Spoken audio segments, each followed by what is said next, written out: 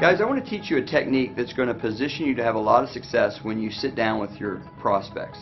How would you like a technique that your prospects would actually be eager to hear what you have to say? In fact, they'd almost be begging you to tell them.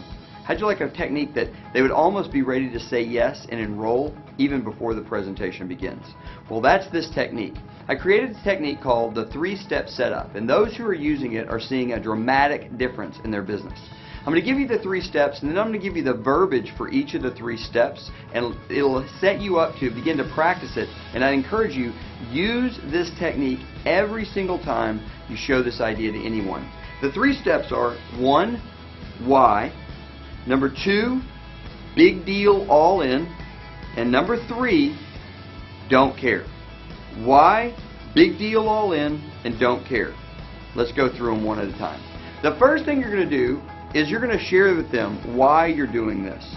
So let's pretend that you and I are sitting at coffee and I was about to show this to you. I would say, hey, thanks a lot for coming to coffee with me. Listen, I've got something huge I want to share with you. And I would begin to tell my why. Now my why has to do with my family, so it would sound something like this. I've got something huge I want to share with you. Listen, you may know that I've been an executive in the software business for a while, and it might seem like things are going well from the outside looking in, but on the inside I got to be real with you. I'm just dying. I'm traveling so much. I never see the kids. I never see my wife. I'm missing every one of the kids' events. And all these passions that I know I'm supposed to pursue, I got absolutely no time for them. And I'm just seeing, divorce headed my way. I'm seeing my kids being adults, and it's like the cats in the cradle deal. It's just not good. And I've just been praying for something, and I just found it. Now, let me back up and break that down. I gave you my why. Now, my why is not going to be your why. I gave you that as an example. Your why could be anything. We have people who are trying to retire and they can't. We have single moms who are tired of dropping their kids off at daycare. We have college students who are tired of burdening their parents with the financial woes of paying for college and want to get that off their back. We have people who, every kind of why, it doesn't matter what the why is, but what it does matter is that you are real, that you are vulnerable, and that you are raw. The more emotionally gripping your why can be, the better. And the last part of this first step is that you need to transition by saying you were looking for something and you found it. I use the phrase, I was praying for something and I found it because I happen to be a person of faith. It doesn't matter, looking for or praying for, either one works just as well. But what we're doing is we're creating a problem in the mind of the listener. Here's my big problem. I was looking for an answer and I found it.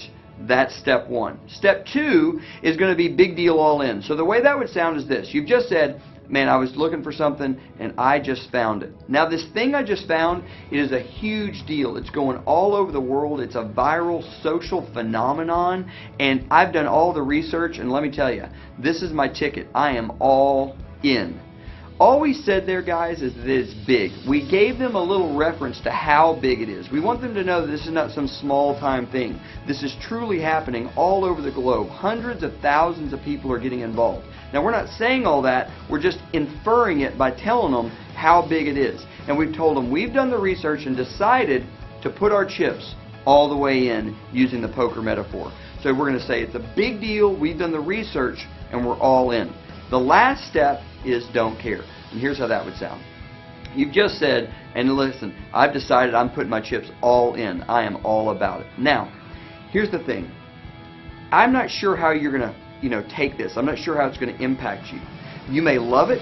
You may not get it right away. All I know is this. You're my good friend. I'm going to put this in front of a bunch of people, and I wanted to give you one of the opportunities to be first. Is that cool? So all we said there is, listen, we don't know how they're going to take it. We don't know how it's going to strike them. They may love it. They may not get it right away. It doesn't matter to us. Let me tell you another good phrase you can use. You can say, listen, it won't affect you and I at all. I'll tell you how that would sound. You could say, listen, now, I'm not sure how this is going to strike you. You may love it. You may not get it right away. I want you to know either way is cool with me. It's not going to affect us one bit. All I know is you're my really good friend, and I'm going to put this in front of tons of people, and because we're such good friends, I wanted you to have the chance to be one of the first. Is that cool? That's what the don't care step sounds like. We basically take it away from them. We tell them it's not going to affect us either way, and at the end we say to them, I just wanted you to have the chance to be one of the first. Is that cool? They always say yes. Guys, if you will use this little 3-step setup before every presentation, I don't care if it's a video in a coffee shop or a giant live event, it will dramatically improve your results.